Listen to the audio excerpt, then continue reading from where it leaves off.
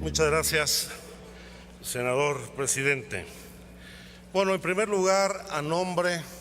de la Comisión de Estudios Legislativos Segunda, la cual me honro en presidir, debo primero reconocer la disposición del presidente de la mesa directiva del Senado de la República para reponer el procedimiento de dictamen de la minuta remitida en el mes de diciembre del año pasado por la Cámara de Diputados en torno a la ley reglamentaria de la consulta popular. Ustedes recordarán cómo a finales de diciembre hubo un debate muy intenso el último día de sesiones que llevó a levantar la sesión sin quórum y se regresó de nueva cuenta el dictamen para que pueda dictaminarse de acuerdo a las normas internas de manera plena. Y efectivamente, como lo han señalado tanto la senadora Cristina Díaz como la senadora Arely Gómez, en esta reposición del proceso se cumplió puntualmente con todo el desahogo del proceso legislativo en comisiones unidas, quienes nos reunimos con quórum legal. Se realizaron las votaciones en lo general y en lo particular y efectivamente por mayoría en cada una de las tres comisiones, en total 14 votos a favor, 6 en contra y una abstención. En el caso de la Comisión de Estudios Legislativos hubo 3 votos a favor, el propio en contra y una inasistencia, y fue así como se cumplió con el trámite legislativo y la reposición que instruyó la mesa directiva. Ahora voy a hablar a título personal. Lo he comentado incluso con las secretarias de la mesa directiva, porque este es un debate que indudablemente va a tener grandes repercusiones en el ejercicio de los derechos ciudadanos, en la forma en que concebimos las cartas ciudadanas y los mecanismos de participación directa y en la viabilidad de hacer ejercibles los derechos que establece nuestra Constitución. Difiero de lo que ha señalado, por ejemplo, la senadora Arely Gómez,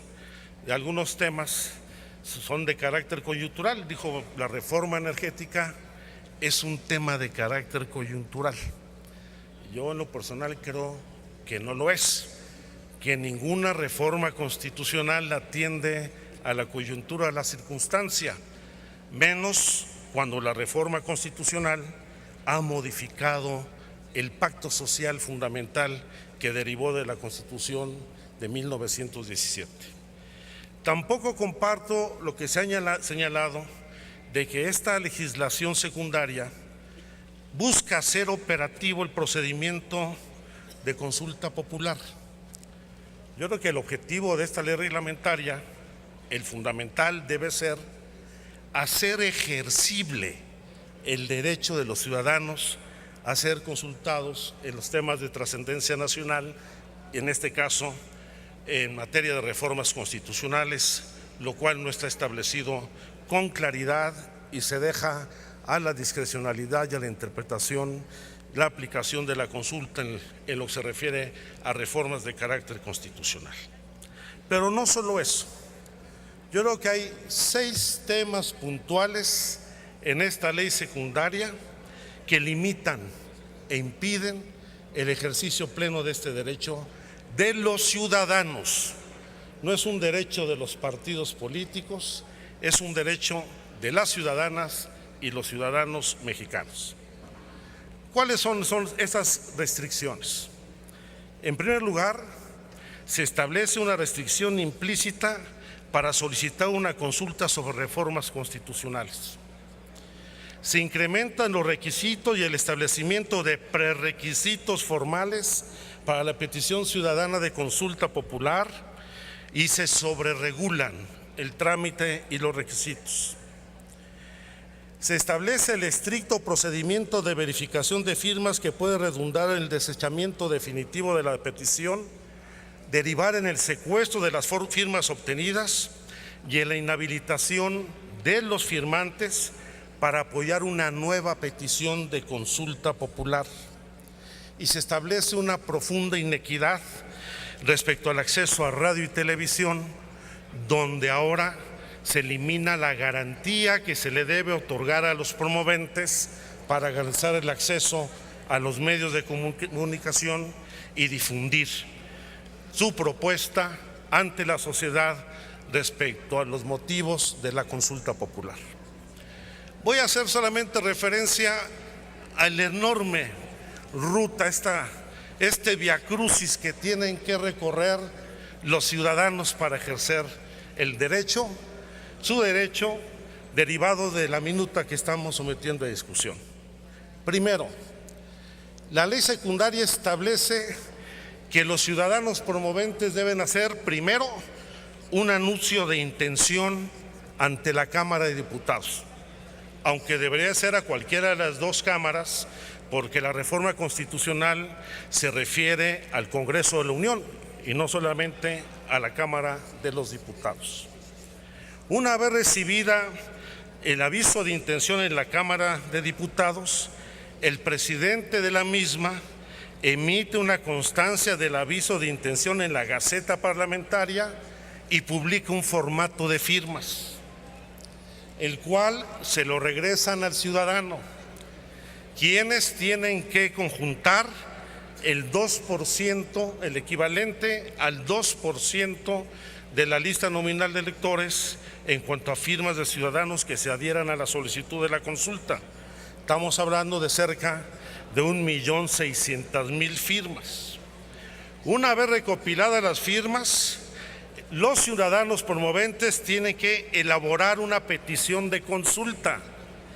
que se vuelve a enviar a la Cámara de Diputados para que ésta la publique en la petición en la Gaceta, verifique que se haya cumplido con el 1.600.000 firmas o más, lo envíe al Instituto Nacional Electoral para validar si son efectivas o no las firmas, publica un informe después la Cámara de Diputados en la Gaceta y se envía a la Suprema Corte de Justicia de la Nación para verificar la constitucionalidad de la consulta y la pregunta, para que la Corte lo regrese a la Cámara de Diputados, emita una convocatoria, el Instituto Nacional Electoral organice y desarrolle la consulta, genere un informe sobre sus resultados que implica por lo menos la participación del 40% del listado nominal, cerca de 31 millones de electores, para que sea válida, que sea vinculante la consulta,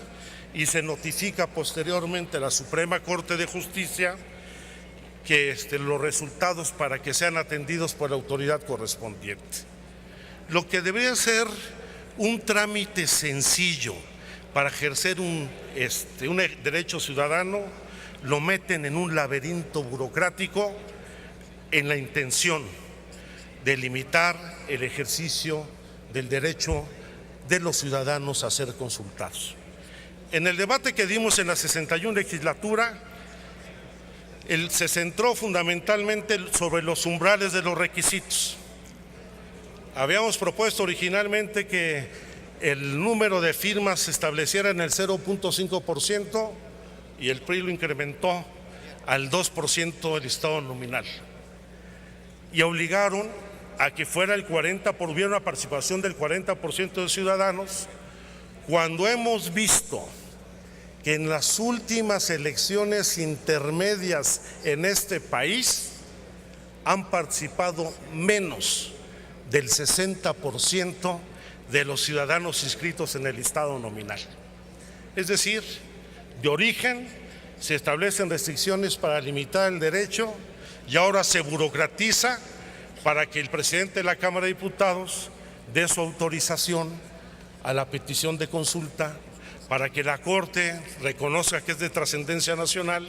y para establecer un conjunto de requisitos donde en los formatos para las firmas se establece que se requiere el tema, la pregunta, el folio, la clave del lector, el nombre y firma del ciudadano, el reconocimiento óptico de caracteres, la fecha de expedición de la credencial del lector, y luego para la petición de consulta le vuelven a pedir el nombre y firma de solicitantes, el propósito de la consulta y el argumento de que se trata de un asunto de trascendencia nacional, la pregunta, los preceptos legales o reglamentarios a modificar, describir si es un acto de omisión de autoridades, el nombre de representantes y domicilio para notificaciones y la resolución de nueva cuenta del 1.600.000 firmas de los electores cumpliendo con los requisitos. Esto está diseñado para que no se ejerza ninguna consulta, ya no digamos en materia constitucional, sino en cualquier asunto legislativo o administrativo en este país. Pero ese no es el problema principal. Aparte de las limitaciones y restricciones constitucionales de la ley secundaria, se deja a un gran vacío de definición respecto a lo que se refiere a las reformas de carácter constitucional. El centro medular de esta ley secundaria son los artículos 5º y 6º, en donde se deja a la interpretación de la autoridad si la consulta constitucional es procedente, ya que tanto en el artículo 5º como en el 6º se establece que serán objeto de consulta popular los actos legislativos del Congreso de la Unión y los actos administrativos del Ejecutivo Federal. Y para muchos abogados, incluso lo hicieron público el coordinador de los diputados del PRI en la Cámara de Diputados y otros legisladores, las reformas constitucionales no son objeto de consulta porque es un acto legislativo que trasciende al Congreso de la Unión y corresponde a lo que se llama el constituyente permanente o al poder reformador de la Constitución, con lo cual quieren conculcar este derecho. A nuestro juicio, esta ley no solamente viola el precepto constitucional, sino también viola disposiciones suscritas por el gobierno mexicano en el ámbito internacional, y este dictamen da cuenta de profundos vicios de inconstitucionalidad. Y voy a referirme solamente a dos tratados internacionales vinculados con el tema. El Pacto Internacional de Derechos Civiles y Políticos, que firmó el gobierno mexicano, que establece en su artículo 25 que todos los ciudadanos gozarán sin ninguna de las distinciones mencionadas en el artículo 2 y sin restricciones indebidas de los siguientes derechos y oportunidades. Primero, participar en la dirección de los asuntos públicos directamente a través de la consulta, el plebiscito o el referéndum o por medio de representantes libremente elegidos. Segundo, votar y ser elegidos en elecciones periódicas auténticas realizadas por sufragio universal. Y tercero, tener acceso en condiciones generales de igualdad a las funciones públicas de su país. Y la Convención Interamericana de Derechos Humanos, en el artículo 13 sobre libertad de pensamiento y expresión, que también suscribió el gobierno mexicano, se establece que no se puede restringir el derecho de expresión por vías o medios indirectos, abuso de controles oficiales o particulares de papel para periódicos, de red eléctricas o de enseres y aparatos usados en la difusión de información, cualquier otro medio encaminados a impedir la consulta y la libre circulación de las opiniones. Por eso estamos convencidos que esta ley no solamente tiene visos de inconstitucionalidad, viola tratados internacionales suscritos por el gobierno mexicano, y quiero decir que independientemente del resultado al que se arribe el día de hoy, no solamente controvertiremos ante la Corte la inconstitucionalidad de esta ley secundaria, sino en su oportunidad acudiremos a la Corte Interamericana de Derechos Humanos para garantizar que la mayoría que gobierna hoy este país cumpla con las disposiciones internacionales que ha suscrito y que tienen rango de ley máxima de acuerdo a lo dispuesto con nuestra Constitución. Por eso, mi voto en contra en Comisiones Unidas y mi voto en contra de manera muy clara el día de hoy de este dictamen. Muchas gracias.